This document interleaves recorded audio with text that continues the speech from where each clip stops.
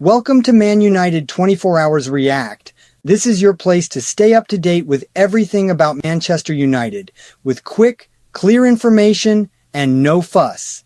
Take advantage and subscribe to the channel, activate the bell, and leave a like so you don't miss any news about the Red Devils. Which isn't great, but we have got James Savundra, who's got a little bit of what he said. So well, I can't claim to speak either of those languages, but there are some quotes that are emerging from this press conference right now involving Bruno Fernandes. He said there was an opportunity, referring to this potential move to Al Hilal. The president called me and asked if I wanted to go there.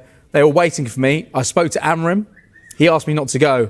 Manchester United didn't want to sell me. They don't need the money. If I'd wanted to leave, they would have made it happen. There's some more quotes as well. This is really interesting because we spoke about the fact that Bruno Fernandes was going to speak to his family before making the decision. Well, he gives a little bit of insight into that there. He says, Al Hilal were very kind. They spoke to my agent. Then I spoke to my wife. She asked, what do you want to do? She always supports my decisions. It would have been easy to move there. I know the Portuguese players there very well, but I want to play at the highest level and compete for major titles. I can do that, and I still want to.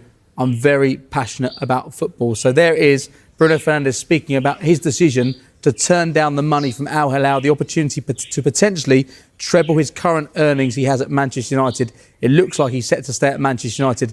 And there he is explaining why he's decided to turn down potentially £750,000 a year. At 30 years of age, the United captain is set to remain at the club. What do you make of it, Mark? Because £100 million is a lot of money, and you can do a fair bit of a rebuild with £100 million. What do you think? Yeah, so I think this is basically it's two parts to the decision, isn't there? Because Manchester United will probably think, on one hand, 100 million for a 30-plus-year-old is great business for us. Therefore, it makes sense to sell him, and we can reinvest that money. The other thing is a footballing decision, and they'll say, well, hang on a second, you know, this is our captain, this is our leader, this has been our most consistent player over the course of the last few seasons. Without Bruno Fernandes in that Manchester United team, where would we be? You know, he has been so influential. He's been an ever-present, misses very, very few games. So therefore, from a footballing perspective, we need this guy right now, and we're going to go for a rebuild, then we need him to be a part of it. When you look at the money that he's turned down, I have so much respect for him, because it's not easy to turn down that kind of cash, because it is life-changing. Even though he's a multi-millionaire, when someone's putting on the table that kind of money that can transform your family's life forever, and you can go to a completely different place financially, you have to respect him. I think he had a brilliant relationship with the Manchester United fans. They absolutely loved him. And when he's made a decision like this and put that football club first before himself and made a footballing decision, not a financial one, I think it shows you a lot about his mindset, his mentality, type of character and person he is. And if Manchester United have him in the middle of the pitch under that new rebuild and under this new look rubenamorim team, it gives them a real chance. So I have so much respect for that kind of decision, because it wouldn't be easy. It's such an encouraging statement, isn't it? Because you look at where Manchester United were only a few days ago, the 21st of May, that £100 million match against Tottenham. They lost that game, and it felt like United couldn't get any worse. It felt like, where on earth does this football club go from here? There's some that have covered the club, some that have been fans for more than 50 years, saying, I've never felt this low as a Manchester United fan. Well, in the space of the last few days, their captain has confirmed his future. He's committed himself to this football club. What a statement of intent that is. How encouraging that is, that the captain, who's got the opportunity to go and earn a ridiculous sum of money elsewhere, believes in the project when so many seem to have lost faith in that project. He believes in Ineos, he believes in Ruben Amorim as their head coach, signing Mateus Cunha over the course of the last few days as well. It feels like United have gone from rock bottom to being in a place where fans can maybe start to feel slightly optimistic about the future of this football club, but potentially with Brian and Bruno coming in as well. So for United, this is absolutely huge. Yes, they could have made a huge amount of money from selling Bruno Fernandes, but you'd argue the money that they bring in, would they spend that wisely? And is it worth losing this man for free in 4 years' time when he's got them back to where they need to be? Well, I can tell you that Gary Neville agrees with you, because he's been speaking about all the misery at United and how this sends a positive message.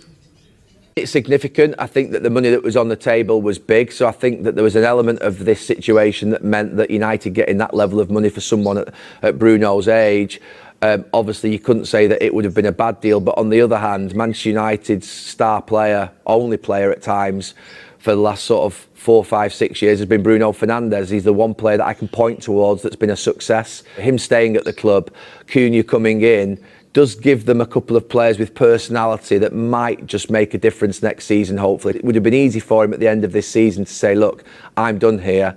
You know, there will have been a huge amount of money on the table for him to go over to Saudi. But the fact that he's stayed, I think, will endear himself towards Manchester United fans even more. And even towards me. I mean, obviously, I'm a United fan, but the idea that to turn that money down and at a point where Manchester United are at their lowest ebb and say, no, I want to fight through this. I want to see it through the other side. I want to come out and, you know, achieve things, I think says a lot about him as a person, as a character. And I think United fans will warm to that, because at this moment in time, the club needs people who are going to run through a brick wall for them. And I think the decision he's made this morning, or it feels like he's made this morning, I think that's something that will become apparent. Yeah, Gary Neville, it's all well and good that the captain stays, everyone's happy, but United want to invest, they want to spend, and we know the trouble they've been in because we've seen all the cuts. So how do they get players in the door when they could have had £100 million worth of players in the door? I think Manchester United are Manchester United, one of the biggest institutions in the world, and regardless of whether they're playing Champions League, Europa League or even Europa Conference League football or no European football, there will be players queuing up to join that football club because of its recent history, because of what Sir Alex Ferguson created. It's a juggernaut of a football club that's lost its way. But you get the feeling that it won't be like that forever. Now, they have good people at the football club. They have ambitious coaching staff. They have players, and they have a captain that's passionate about the Old Trafford project. One player we have been speaking about that potentially could be departing, Anthony, Marcus Rashford, Kobbie Mainoo. There are players there that have value. The big thing Manchester United fans will be saying is, well, OK, fine, lose those players, but who's going to come in? We know that Matheus Cunha is a player that Manchester United are going to sign. They wanted someone in that 10 position. They've got someone. They want another one. The latest is on Bryan Mbeumo is that he has signalled his intent to Manchester United that he would like to join them over the course of this summer. And that's their attacking option. Look at all of those players. They can't possibly need all of them. Of course. And like we say, a number of them will represent some value. And there will be clubs interested in possibly doing a deal for those players at Manchester United. We've got Bryan Mbeumo down the bottom with an asterisk, which means it's not done yet. Long way to go. But this is a player that brings guaranteed performances, end product and goals. That's what he's been doing at Brentford since 2019. We know that he's got 1 year left plus a club option year as well. But Brentford have actually been really sensible and respectful to the player who has given everything since he arrived. And they said, look, we understand what you've done for this football club, what you've brought to us, what you've given. So therefore, if the right offer comes in, we're prepared to let you go. And we respect you that much. You've earned the right to move on should you get that opportunity. So, yeah, this is definitely one to keep an eye on. It's our information as well that the other interest from Premier League sides in Bryan Mbeumo, he has politely declined, saying Manchester United is where my focus is. So therefore, this rebuild that seems to be happening quite quickly could have 2 new really important attacking players, despite that long list of players they already have in the building at the moment. Yeah. Mark, I want to talk to you about Bournemouth. If you're a Bournemouth fan, should you be worried? No. Let's look at the situation. Mark, are there tricky times ahead at United? Uncomfortable times, because Sancho's gone back, Anthony's going to have to go back, Rashford's going to have to go back.